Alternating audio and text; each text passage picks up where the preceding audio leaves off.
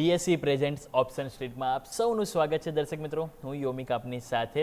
ભારતીય માર્કેટ આજે તમે જુઓ તો કહેવાય ને રેન્જ બાઉન્ડ છે, નાનકડી રેન્જમાં છે, પરંતુ નાનકડી રેન્જમાં ઇમ્પોર્ટન્ટ લેવલ આપણે જેમ વાત કરી રહ્યા હતા, ઓવરઓલ ઇન્ડેક્સની આપણે વાત કરી, પરંતુ સેન્સેક્સનો પણ વ્યૂ લઈ લઈએ આપણે. તો આપણી સાથે નિર્વાન્ટીસ રિસર્ચથી વરુણ જોશી આપણી સાથે જોડાયેલા છે.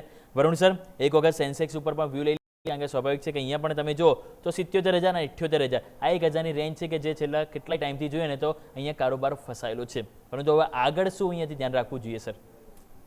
જી બિલકુલ, ઇન્ડેક્સિસ પર જોઈશું તો એક રેન્જ બાઉન્ડ મૂવ છે અને સેન્સેક્સમાં આપણે પણ જોઈશું શુક્રવારના સેશનમાં એક સારું બ્રેકઆઉટ જોવા મળ્યું, ત્યારબાદ આપણે એક ગેપ ડાઉન જોયું અને હવે ફરીવાર આપ જોશો જે પ્રમાણે વાત કરું છે એ રીતે 76,500 નીચેની તરફ અને અત્યારે 77,600ની આસપાસ અને ઉપરમાં આપ જોશો તો 78,400 78,500 એટલે 2,000 પોઈન્ટની એક બેન્ડ છે, એમાં કારોબાર કરી રહ્યો છે સેન્સેક્સ. હવે નીચે તરફ આપણે જે કાળજી રાખવાની છે 76,500નો ઝોન, એની નીચે જો જઈએ છે તો 77,300 અને 77,000ના લેવલ પોસિબલ છે. તો બિલકુલ એક સ્ટોપ લોસ રાખવો જોઈએ 77,800નો શોર્ટ પોઝિશન હોય તો, અને આ શોર્ટ ટ્રેડમાં અત્યારે બન્યા રહી શકાય છે. અત્યારે જો કોઈ એક્સપાયરી રિલેટેડ અથવા તો કોઈ મોટા ન્યૂઝને લીધે જો ઘટાડો આવે છે તો 77,300 અથવા 77,000ના ટાર્ગેટથી આપણે એક શોર્ટ પોઝિશન બનાવી શકીએ છીએ. ઓકે, તો આ લેવલ છે કે જેને આપણે જેમ પર રાખવું જોઈએ. અહીંયા આપણે વાત થઈ ઓવરઓલ સેન્સેક્સની કે જેને શોર્ટ પોઝિશન બનાવવા માટે સલાહ બની છે. નવો આવો સ્ટોક સ્પેસિફિક વાત કરી લઈએ. તેમાં મારે સૌથી પહેલાં તો વાત કરવી છે અલ્ટ્રાટેક સિમેન્ટ, ઓલમોસ્ટ 1.5%ની તેજી. ગઈકાલે પણ આપણને ખ્યાલ છે કે સ્ટોકમાં જે પરિણામ આવ્યા, પરિણામ બહુ સરસ હતા અને એ બાદ ગઈકાલે પણ તેજી આવી હતી અને આજે પણ તમે જો તો કન્ટિન્યુ આપણને તેજી જોવા મળી રહી છે. તો અલ્ટ્રાટેક સિમેન્ટ સર કઈ રીતે જોઈ રહ્યા છો? ફાઇનલી 12,000 ઉપર ફરીથી સ્ટોકે કમબેક કર્યું છે, તો અહીંયા લાગે છે કે કારોબાર ટકે? શું કરંટ માર્કેટ પ્રાઇસ લોંગ કરવું જ કરાય સર? જી બિલકુલ, આપ જોશો યોમિકજી તો અલ્ટ્રાટેકના જે રિઝલ્ટ છે ગઈકાલના ક્લોઝિંગ જ્યારે માર્કેટ થયું ત્યારે આવ્યા હતા અને અર્નિંગ્સ આપ જોશો તો અર્નિંગ્સ ઓલ જે પેરામીટર્સ પર બીટ હતા અને પ્રોફિટ અને માર્જિન પર આપ જોશો તો કરીબન 10% રેવન્યુ અને પ્રોફિટમાં 10%ની આસપાસનું બીટ હતું એક્સપેક્ટેશન કરતા. એક સરાહનીય કામગીરી છે. પણ હવે ઉપર તરફ ટેકનિકલી જોઈએ તો 12,200 12,250નો જે ઝોન છે એક રેઝિસ્ટન્સ ઝોન છે, ત્યાંથી જ સ્ટોકમાં આપણે જોઈશું તો એક કરેક્શન આવ્યું છે અને સાથે સાથે ડેલી અને ઇન્ટરડે ટાઈમ ફ્રેમ પર જોઈએ તો હજુ પણ એક નેગેટિવ પેટર્ન્સમાં છે, જેથી કરીને અત્યારે ટાઈમ વાઇઝ કરેક્શન આમાં પોસિબલ છે. તો કોઈ ઘટાડો આવે છે 11,750ની આસપાસ તો બિલકુલ આપણે અહીંયા બાયર રહેવું જોઈએ, અથવા તો 12,400ની ઉપર 12,250થી 400ની જે રેન્જ છે એની ઉપર બ્રેકઆઉટ આવે છે ત્યાર પછી આપણે અહીંયા મોમેન્ટમ ટ્રેડિંગ માટે બાય કરી શકીએ છીએ. સ્ટોક પાસે આપ જોશો તો અત્યારે એક સારો એવો બેઝ છે 11,500નો. કોઈ પણ સિચ્યુએશનમાં 11,500નો આપણે સ્ટોપ લોસ મેન્ટેન કરીશું. તો આ રીતે એક વ્યૂ બનતો જોવા મળે છે. આપણે વાત થઈ ખાસ કરીને સ્ટોક સ્પેસિફિક અલ્ટ્રા સિમેન્ટ, જેને આપણે ધ્યાનમાં રાખીશું. નેક્સ્ટ કાઉન્ટર જો મારે વાત કરવી છે તો એ છે મારુતિ સુઝુકી. ગઈકાલે પણ સ્ટોક આપણને ખ્યાલ છે કે સર ખાસો એવો પીટાયો તો 300-400 રૂપિયા અને આજે તમે જો ઓલમોસ્ટ 0.5% ઘટાડો જોવા મળ્યો છે. મારુતિ સુઝુકી કરંટ માર્કેટ પ્રાઇસે કઈ રીતે જોઈ રહ્યા છો સર? બીએસસી પર ઓલમોસ્ટ 13,400 આજુબાજુ કારોબાર કરી રહ્યો છે સર. જી બિલકુલ, યોમિકજી આપ જોશો તો ઓટો સ્ટોક્સ અત્યારે કારોબારમાં જે કન્ફ્યુઝિંગ કારોબાર થઈ રહ્યો છે, અમુક સ્ટોક્સમાં તેજી છે, અમુક સ્ટોકમાં આપ જોશો તો કોઈક દિવસ ડાઉન સાઈડ કોઈક દિવસ અપસાઇડ એવું થઈ રહ્યું છે. જેનું રીઝન છે અત્યારે જે માર્કેટમાં જે પોલિસીઝ અત્યારે જે ફ્લોટ થઈ રહી છે એના કારણે ઓટો સ્ટોક્સમાં કન્ફ્યુઝન છે. મારુતિની પણ આપણે વાત કરીએ, બાયોફ્યુલની વાત થઈ ત્યારે મારુતિમાં એક બ્રેકઆઉટ જોવા મળ્યું, પણ આ બ્રેકઆઉટ સસ્ટેન ના થયું અને ફરી વખત આ રેન્જમાં આવી ગયો છે. 12,900થી 13,800 સુધીની એક રેન્જ છે. ઉપર તરફ આપ જોશો તો 200 SMA કરીબન 13,800 800થી 900ના ઝોનની આસપાસ છે. એની ઉપર જો ક્લોઝિંગ મળે છે તો ફરી વખત એક બ્રેકઆઉટ સસ્ટેન થાય છે, પણ અત્યારે જોશો તો lower end of the range નીચે તરફ ચાલ્યો છે. 13,250ની આસપાસનો એક હાયર બેઝ છે, એના નીચે જો સ્ટોક ટ્રેડ કરે છે તો 12,900ની આસપાસનો આપણને ટ્રેડ જોવા મળશે. બાય એન્ડ લાર્જ એક 1,000 પોઈન્ટની રેન્જમાં છે અને એમાં જો આપણે રેન્જ પ્લે કરી શકતા હોય તો આ સ્ટોકમાં આપણે પોઝિશન બનાવવી જોઈએ ટ્રેડિંગ માટે, અથવા તો આપણે આ સ્ટોકની અંદર અત્યારે જ્યાં સુધી બ્રેકઆઉટ કે બ્રેકડાઉન ના આપે ત્યાં સુધી અવોઇડ કરવો જોઈએ. તો આ રીતે એક વ્યૂ બનતો જોવા મળે છે, જેને આપણે ધ્યાન પર જરૂરથી રાખીશું. રેન્જ છે, રેન્જની બહાર જાય પછી અહીંયાથી વ્યૂ બનાવીશું. પરંતુ નેક્સ્ટ કાઉન્ટર વાત કરી લઈએ. આજે પ્રાઇવેટ બેન્કોમાં એક બેંક છે કે જબરદસ્ત મજબૂતીના મૂળમાં છે અને એ છે ઇન્ડસઇન્ડ બેંક.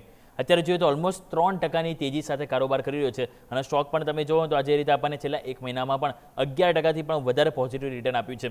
કેટલાય ટાઈમથી તમે જો આ સ્ટોક સ્વાભાવિક છે ઘણી બધી પ્રોબ્લેમોનું સહન પણ કર્યું છે, પરંતુ મોમેન્ટમ સરસ બતાવી રહ્યું છે સ્ટોક. તો IndusInd bank current market price અત્યારે બીએસસી ઉપર 1,060 રૂપિયા ચાલુ છે ભાવ.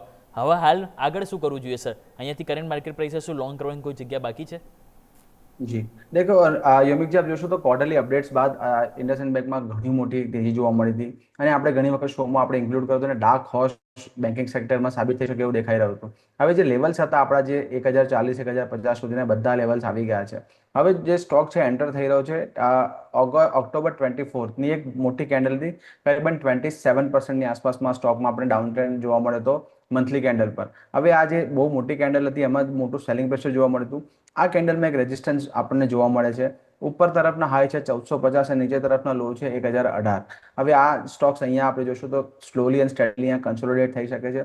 બિલકુલ બાય ઓન ડીપ કરી શકાય. ફ્રેશ ખરીદદારી માટે અત્યારે જે રિસ્ક રિવોર્ડ છે એટલા ફેવરેબલ નથી. આપણી પાસે જો કોઈ પોઝિશન હોય તો એક સ્ટોપ લોસ મેન્ટેન કરવો જોઈએ 1030નો. અને જો બાય ઓન ડીપ કરો તો 980 1000નો એક ઝોન છે, સારો એક ઝોન છે, ત્યાંથી એક આપણને કન્સોલિડેશન અને બ્રેકઆઉટ મળ્યું હતું. ત્યાં આપણે સ્ટોપ લોસ મેન્ટેન કરીશું 925ની આસપાસનો. તો ફ્રેશ ખરીદારી માટે થોડી વેઇટ એન્ડ વોચ કરવું જોઈએ. ઓલરેડી પોઝિશન હોય મોમેન્ટમ રાઇડ કરી શકાય છે. 1030નો સ્ટોપ લોસ આપણે મેન્ટેન કરવો જોઈએ. ઓકે, તો 1030નો સ્ટોપ લોસ છે કે જેને મેન્ટેન કરવાની સલાહ બની રહી છે. વ્યૂ પોઝિટિવ છે. નેક્સ્ટ કાઉન્ટર આપણે વાત કરીએ તો સર એક વખત પોસ્ટ રિઝલ્ટ રિલાયન્સના પણ રિવ્યૂ કરી લઈએ. અત્યારે જોઈએ તો ઓલમોસ્ટ 0.5%નું પેઇન છે. પરિણામ બાદ જોઈએ તો 1-8% સુધીની તેજી જોવા મળી હતી, પરંતુ જે જોઈએ ને એટલું એન્ટિસિપેશન ના મળ્યું. જે રીતે કંપનીએ પરિણામ તમે જો દરેક સેગમેન્ટમાં સરસ આપ્યું હતું, પરંતુ સ્ટીલ તમે જુઓ તો કહેવાય ને જે કરંટ આવવો જોઈએ તેજીનો એ નથી જોવા મળી રહ્યો. તો કઈ રીતે જોઈ રહ્યા છો કરંટ માર્કેટ પ્રાઇસે? અહીંયા કોઈ પોઝિશન બનાવવી હોય ફ્યુચર એન્ડ ઓપ્શનમાં તો બનાવાય સર? યમકી જો સચિન તેંડુલકર હંમેશા સેન્ચુરી બનાવતો હોય તો એક્સપેક્ટેશન એ જ હોય, પણ જો 50 રન કે 70 રન બનાવે તો તમારી એક્સપેક્ટેશન થોડીક એવું હોય કે યાર આજે બરાબર બેટિંગ ના થઈ. તો સેમ રિલાયન્સમાં એવું છે. તેંડુલકર છે માર્કેટના અને ત્યાં જોશો તો એ રીતનું પરફોર્મન્સ હજુ પણ આવીને નીકળતું નથી, જેથી કરીને માર્કેટ થોડું સબડ્યુડ છે. અને જે લેવલ્સ છે 1345ના ઝોનની ઉપર આ સ્ટોકમાં આપણે જોશું તો વારંવાર રેઝિસ્ટન્સ ફેસ થઈ રહ્યા છે. 1350 ઉપર જો ક્લોઝિંગ મળે છે તો સ્ટોકમાં એક વન વે રેલી 1380 અને પછી 1425 સુધીની મળી શકે છે. આ અર્નિંગ્સને જોતા આપણને એવું લાગી રહ્યું છે કે જે ડાઉનસાઇડ છે પ્રોટેક્ટેડ છે.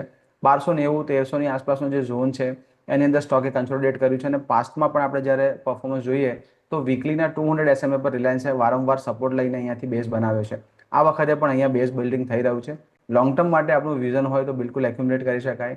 શોર્ટ ટર્મ માટે શોર્ટ ટર્મ માટે જો ટ્રેડિંગ કરવું હોય, ઇન્ટરડે ટ્રેડિંગ કરવું તો અત્યારે અવોઇડની સલાહ રહેશે. 1345 ઉપર બ્રેકઆઉટ આપે અથવા તો 1270 નીચે બ્રેકડાઉન આપે, ત્યારબાદ જ આપણે મોમેન્ટમ ટ્રેડિંગ કરી શકીએ એમ દેખાઈ રહ્યું છે. ઓકે, તો જેમ સરે કીધું એ પ્રમાણે વ્યૂ બનાવવું જોઈએ. પરંતુ સર જેમ તમે કીધું ને કે સચિન તેંડુલકરની, પરંતુ સર ફ્યુચર એન્ડ ઓપ્શન કરવાવાળા કહેવાય ને સચિન તેંડુલકર કરતાં કહેવાય ને કે MS ધોનીને વધારે પસંદ કરતા હોય કે છેલ્લે 1-2 ઓવરમાં આવે અને કહેવાય ને 4-5 સિક્સરો માર દે સર. હવે તો સર બધા સૂર્યવંશી થઈ ગયા છે. Yes sir, right. તો જેમ આપણે સર કીધું એ પ્રમાણે રિલાયન્સ પર આપણે ધ્યાન રાખીશું. તો આવો નેક્સ્ટ કાઉન્ટર વાત કરી લઈએ કે જે રીતે મોમેન્ટમ આજે જોવા મળ્યું છે.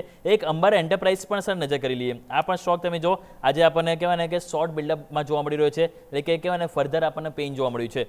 ઓલમોસ્ટ 1.5% નીચે છે, 7,730 રૂપિયા આજુબાજુ BSEમાં અત્યારે સ્ટોક કારોબાર કરી રહ્યો છે. એક ટાઈમે 7,873ના પણ આજે હાઈ બન્યા. કઈ રીતે સર જોઈ રહ્યા છો? આ પ્રોફિટ બુકિંગ ઉપલા સરથી આવ્યું એને? જી 18th મેની કેન્ડલ આપ જોઈશું અંબરની અંદર. આઈ થિંક અર્નિંગ્સ હતા, અર્નિંગ્સના દિવસે એક મોટો ગેપ ડાઉન થયું હતું અને કરીબન 16%ની આસપાસ સ્ટોક ડાઉન હતો. ત્યારબાદ આપ જોશો તો લાસ્ટ 2 મંથથી આ જ કેન્ડલના ઝોનની અંદર સ્ટોક કન્સોલિડેટ કરી રહ્યો છે. હવે ઉપરની હાઈ છે 8145, 8150ની ઉપર જો ઉપર જાય તો અહીંયા બ્રેકઆઉટ મળી શકે છે. નીચે તરફ 6980. અંબરના અર્નિંગ્સ એકંદરે સારા છે, પણ જો આપ કમ્પેર કરશો આ બધા જ સેક્ટરના સ્ટોક સાથે, અંબર એક આઉટપરફોર્મિંગ સ્ટોક રહ્યો છે અને જે લોઅર લેવલ્સ પરથી સારી એવી રિકવરી મળી હતી. હવે અહીંયા આપ જોશો તો ઉપર તરફ જે બ્રેકઆઉટની આપણે વાત કરી હતી, નીચે તરફ હાજર આ સ્ટોક આપણને મળે છે કરીબન 7200 7250ના ઝોનની અંદર. તો અક્યુમ્યુલેટ કરવો જોઈએ. સ્ટોપ લોસ આપણો મેન્ટેન રાખવો જોઈએ 6950નો. અને આ સ્ટોકની અંદર હજુ પણ સારા એવા આપણને અર્નિંગ્સ બને છે. સાથે સાથે PLI સ્કીમ્સના જે ગવર્મેન્ટ અત્યારે લઈને આવી છે એના પણ બેનિફિટ મળશે. તો આપણું 6 to 8 મંથનો વ્યૂ હોય બિલકુલ આ સ્ટોકમાં બન્યા રહેવું જોઈએ. આ વખતના જે Q4ના અર્નિંગ્સ હતા જેના કારણે થોડું ડિસઅપોઇન્ટમેન્ટ હતું, કારણ કે માર્કેટ એક્સપેક્ટેશન બધું બહુ કર્યું હતું અને એક્સપેક્ટેશનથી ઓછા રિઝલ્ટ આવ્યા હતા. પણ જો હવે ફરી વખત આ ડિલિવર કરે છે તો સ્ટોક્સમાં સારી એવી તેજી બની શકે છે. લેવલ્સ આપણે સ્પેસિફિક કામ કરવું જોઈએ.